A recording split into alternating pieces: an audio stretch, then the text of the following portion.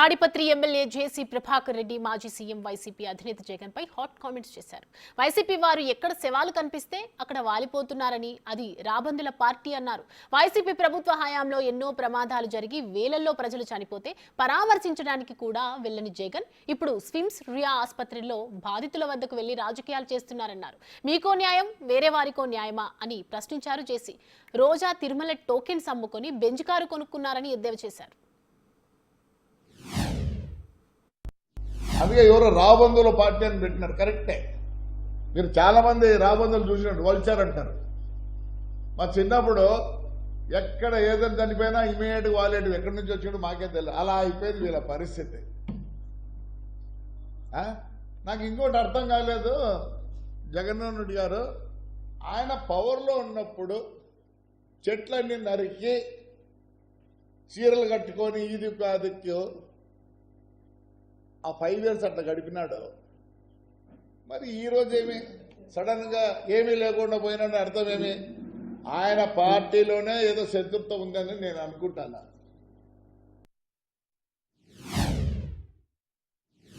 మరి ఇన్ని ఇన్సిడెంట్లు జరిగినాయి చూడండి.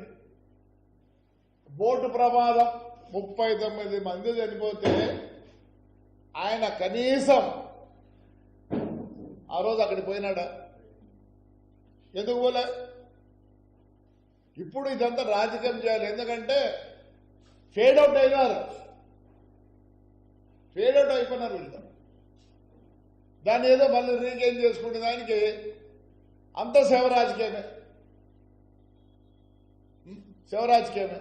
మళ్ళీ ఏమైంది? ఈ ప్రాజెక్ట్ ఎందుకు పోయే ఘటనలో 33 మంది పోయినారు. ఎందుకు పోయినారు? అది తప్పిదం వైఎస్ఆర్ పార్టీదే. అక్కడుండే ఇసుకే అంతా తోలి డబ్బులు చేసుకున్నారు.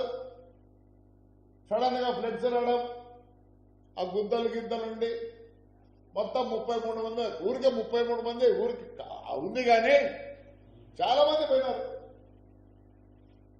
ప్రతిదానికి ఇదేనా? మరి ఆ ముందు ఎందుకు వెళ్ళలేదు? ఆ పక్క కూడా పోలే.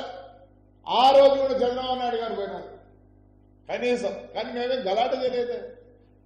ఎందుకు పోయింది అని విచారించినాం, కానీ అది వాళ్ళ మీద తోడు వీడియో కాదు. మళ్ళీ ఎల్జీ పాలిమర్స్ 13 మంది పోతే నువ్వు ఎయిర్పోర్ట్లో దిగుతాడు ఎవరిని కలిసినావు? ఎల్జీ వాళ్ళని కలిసినావు. ఎందుకు? ముందు వాళ్ళతో కాంప్రమైజ్ అయ్యి నీకు కావాల్సింది తీసుకొని మళ్ళీ పోయి కలిసినావు.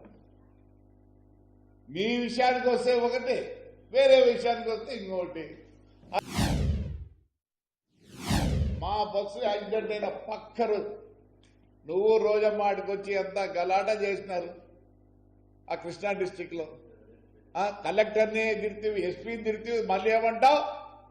నేను పవర్ లేక వస్తే నేను సెంట్రల్ జైలుకి పంపిస్తాడంట. ఎంక్వైరీ కాదు, ఎంక్వైరీ చేయాలి. ఆయన ఏం తప్పాయా? తప్పంటే మాది ఉండాలా? ఎస్పీని కలెక్టర్ దబాయిస్తాం. Everything I show you the visualise. ఏం పని లేదు, పాట లేదు. మాది ఫిబ్రవరి 20 జరిగితే మార్చి 1వ తేదీ 78 మంది స్టూడెంట్స్ టూర్కి వచ్చి యాక్సిడెంట్ అయింది.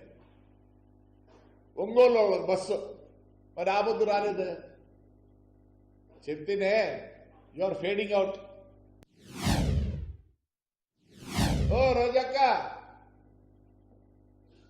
ఒక సామెత ఉంది తెలుగులో, 7 తరాలు అటు 7 తరాలు ఇటు చూడమని.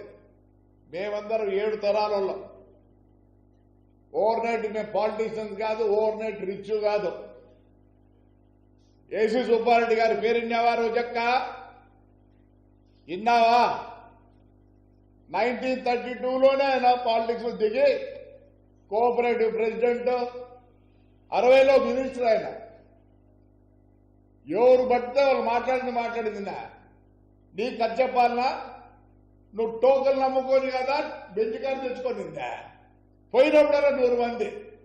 ఎట్లొచ్చింది నీకు బెంచ్ కారు? మొత్తం టోకన్ నమ్ముకొనే.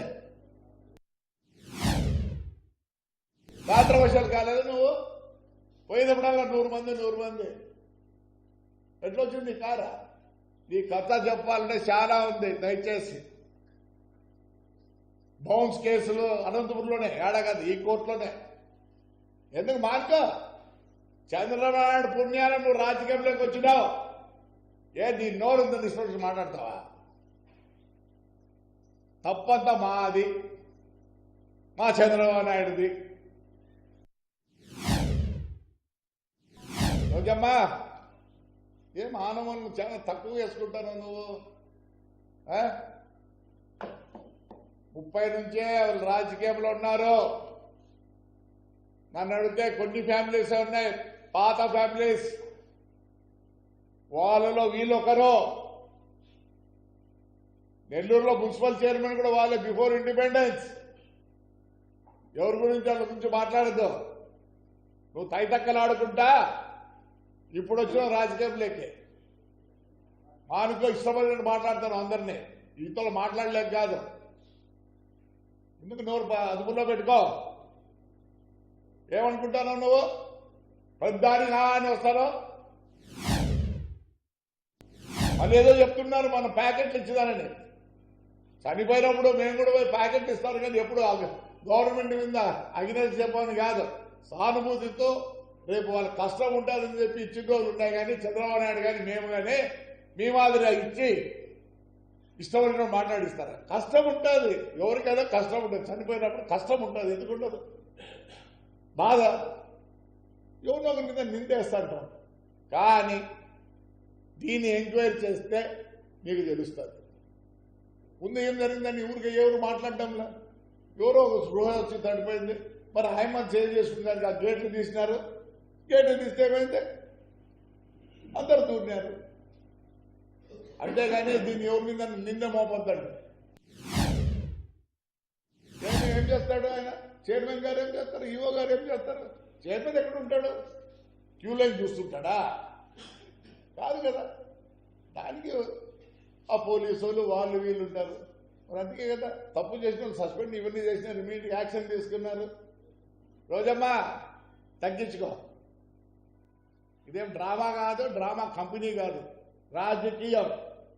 మీ నోరు వచ్చినట్లు అందరినీ అనర్థం. అంతకుముందు ఏడుతుంది మీ పెద్దిరెడ్డి అన్నారు నీకు అగ్నేష్గా ఉన్నాడని.